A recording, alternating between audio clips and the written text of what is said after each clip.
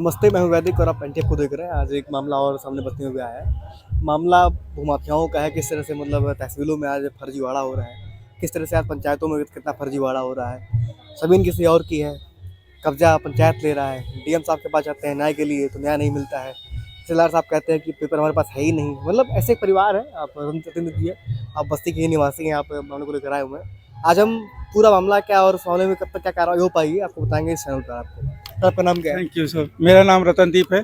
मेरे पिताजी का नाम अनंत प्रसाद दोसिया, जो एक स्वतंत्रता संग्राम सेनानी बस्ती के थे और एक भूतपूर्व प्रिंसिपल थे। और सर मेरी ज़मीन ग्राम मरवटिया तप्पा करड़ परगना बस्ती पूर्व पॉलिटेक्निक चौराहे पे भूमिधरी है। सर वो मेरे पिताजी के नाम से 1954 से उस पर हम लोग भूमिधरी हैं, जो खतौनी में दर्ज है भूमिधर वर्ग 1 के अंदर। और उस पर सर हमारे पिताजी नौकरी जब करते थे तो बाहर रहने के नाते यहाँ पे बागवानियाँ वगैरह कराते थे। उस पर बागवानी में सब पेड़ लगे थे, शीशम के, आम के, जामुन के, कटहल के, तो बहुत सारे पेड़ लगे थे, जो कि हमारे खसरा में भी दर्ज है जी। अभी भी दर्ज है।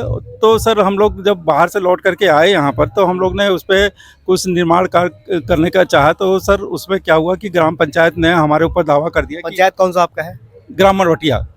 कब दावा किया? कब? 2001 में ग्राम पंचायत तारा देवी के नाम से एक मुकदमा सिविल कोर्ट न्यायालय में बस्ती में 75/2001 में एक दावा दाखिल कर दिया। उस पर फर्जी नक्शा दिखा करके उन्होंने एक स्टे ऑर्डर ले लिया।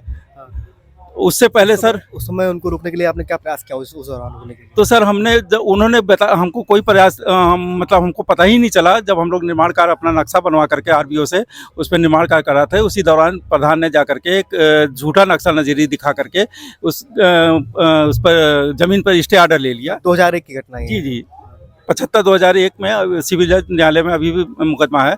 और उसके बाद सर हम लोग उसको लड़ते रहे, उसके सारे पेपर हम लोगों ने दाखिल किया। उसके बाद 2017 में वो मुकदमा आदम पैरवी में खारिज हो गया।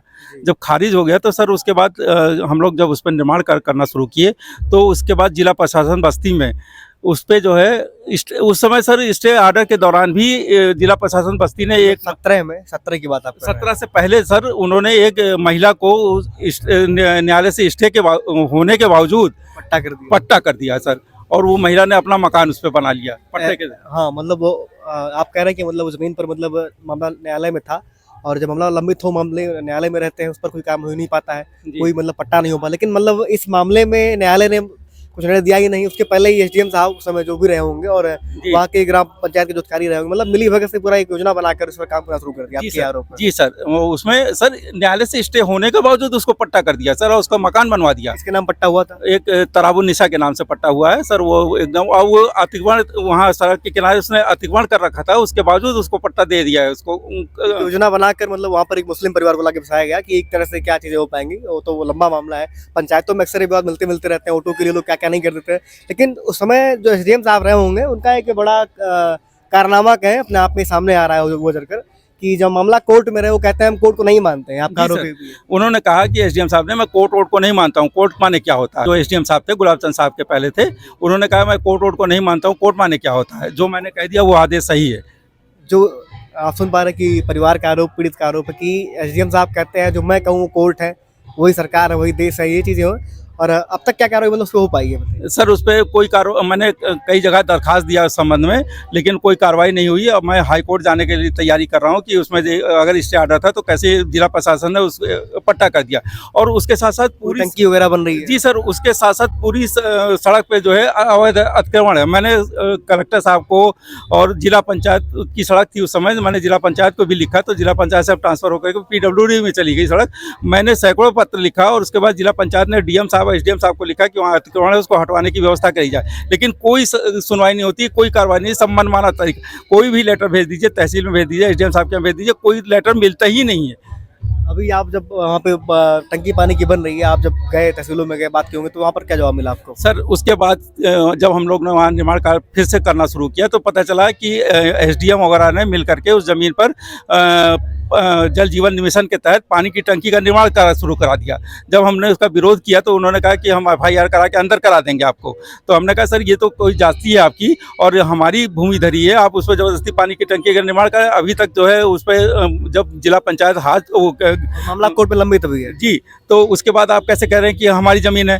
तो उन्होंने कहा कि हमने रिस्टोर के लिए एप्लीकेशन, हमने कहा रिस्टोर के लिए एप्लीकेशन दिया है तो कहाँ वो आपकी ज़मीन हो गई, कहाँ मेरी ज़मीन हो गई? जब तक कोर्ट का कोई फैसला ही नहीं हो जाता, आप कैसे पानी की टंकी का निर्माण करा? कहीं नहीं, ये तो सरकार की जो है योजना, इसको नहीं हम रोक सकते हैं, इसको होना ही होना है। उसके बाद मैं सर हाई कोर्ट गया, हाई कोर्ट ने डायरेक्शन इशू किया कलेक्टर को कि इनकी ज़मीन की पैमाइश करके इनकी सबूत किए जाए, लेकिन तब भी इन्होंने कोई पैमाइश नहीं की, ना हमको कोई सूचित किया कि हम पैमाइश करने जा रहे हैं। उसके बाद सर हम फिर से कोर्ट में गए, कोर्ट ने कहा अगर कोई वहाँ निर्माण कार्य पाया जाता है तो उसको ध्वस्तीकरण की कार्रवाई की जाएगी और उनको मुआवजा दिया जाएगा।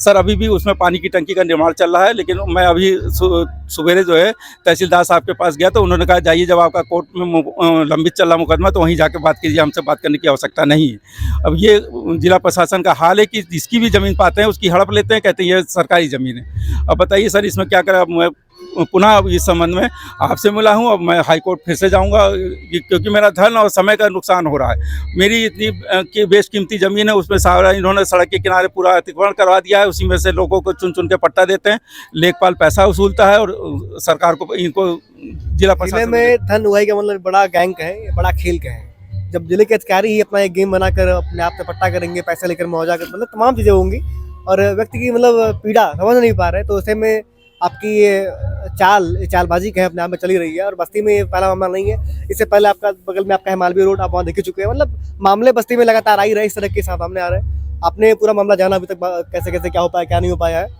और जिले के डीएम से मैं कहना चाहूँगा कि कम से कम आप कार्रवाई करें और जो पीड़ित उसको इन बात को सुने। सर एक चीज़ और बताना था, इससे पहले सर उस गांव के जो लेखपाल थे उन्होंने 10-12 पन्ने खतौनी के फाड़ लिए थे, पुराने खतौनी के। उसके बाद दूसरे जो लेखपाल आए उन्होंने सर खतौनी तहसील में जमा ही नहीं किया, आज तक उन्होंने तहसील में जमा ही नहीं किया। उसके बाद जो लेखपाल महोदय आए उन्होंने लाखों रुपया वसूल करके लोगों के नाम से फर्जी आवंटन कर दिया ज़मीन का। जब उसके बाद हमने कई एप्लीकेशन दिया यहाँ कलेक्टर साहब को तो कोई कार्रवाई नहीं हुई। उसके बाद कमिश्नर गोरखपुर थे उस समय, हरिश्चंद्र जी, उनसे मैं मिला। उसके बाद उन्होंने आदेश किया कि इस पर जाँच कराई जाए। तब जाकर के सर अपर तहसीलदार महोदय उस पर जाँच अधिकारी बने, उन्होंने 22 पन्ने की अपनी रिपोर्ट दी जो कि आज भी मेरे पास सुरक्षित है। उसके बाद उन्होंने तब भी कोई कार्रवाई नहीं की, तो मैंने डीएम साहब से कहा कि साहब इस पर कार्रवाई करिए, जो जांच रिपोर्ट है, तो उन्होंने कोई कार्रवाई करने से इनकार कर दिया। उसके बाद सर मैं उस रिपोर्ट के आधार पर हाई कोर्ट गया, हाई कोर्ट ने आदेश किया। आदेश में कम से कम 350 लोगों के नाम फर्जी खतौनी में इंदराज थे उसी गांव पे। और ये भी जान लीजिए कि सर उसमें जो खतौनी जो फर्जी लोगों के नाम से जारी थी, उसी मेरी ज़मीन पर वो लोग कब्जा करने के लिए अपना आरवीओ में नक्शा दाखिल किए थे। जब जिला प्रशासन नहीं चेता कि वो उनकी ज़मीन है, तब क्यों नहीं चेता था उस समय? उस समय क्यों नहीं चेता था कि वो जिला प्रशासन की ज़मीन है? तो उसके बाद मैंने हाई कोर्ट में रिट दाखिल किया। हाई कोर्ट ने आदेश किया कि उसमें फर्जी इंदराज हुआ, तो उसको निरस्त किया। तब भी कोई कार्रवाई नहीं की। उस समय अशोक कुमार सिंह डीएम थे। और उसके बाद तब मैंने कंटेम्प्ट दाखिल किया। जब कंटेम्प्ट दाखिल किया तब ये भागे भागे हाई कोर्ट गए और उन्होंने माफ़ीनामा लिख के दिया। उसके बाद तब वहाँ से उन्होंने यहाँ बैठ करके 2 दिन रात भर बैठ करके उसको सारे फर्जी इंदराज को निरस्त किया। तो सर उस समय उन्होंने क्यों नहीं देखा कि ये सरकारी ज़मीन है, क्यों लोग कब्जा कर रहे हैं, क्यों नहीं उसको रोका गया? उसके बाद मैंने नक्शा पास कराया और भूमाफियाओं ने भी अपना नक्शा दाखिल किया, अभी भी पड़ा हुआ है, लेकिन उनका नाम खारिज हो जाने से खतौनी से उनका नाम।